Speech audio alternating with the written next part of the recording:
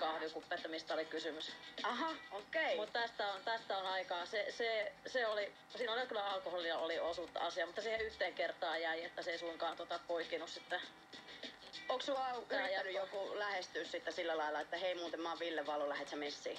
Itse asiassa Amorphis-yhtyeen rumpali joskus niin teki suuren numeron siitä, että kuka hän on, ja hän oli hyvin sitten pettynyt, kun minä häntä tunnistanut, ja tämä on nyt edes mennyt Amorphiksen rumpali, ettei tarvitse kenelläkään mennä kahvia kurkuun.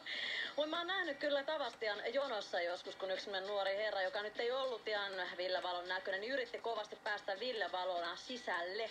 Hän seisoi minun edessäni, semmonen finninaamainen nuori poika, ja väitti siinä kivenkova, että mie oon Ville Valo. Olisiko tästä nyt semmoinen 6-7 vuotta aikaa? No eipä ollut, ja Ville oli itse asiassa varmaan 5 metriä minun takana. Että... No mites Ville reagoi siihen? Naureskeli vaan.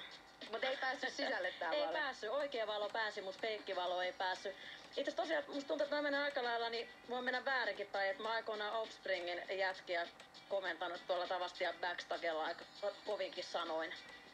Dexter istui nimittäin minun käsilaukun päällä siellä. Oli kato hiusrakat ja meikit. Eli sä dissaat niinku staroja, että sua oikeesti lähestyy rockistarat ja sä et pidä niitä minää. Mä tajun.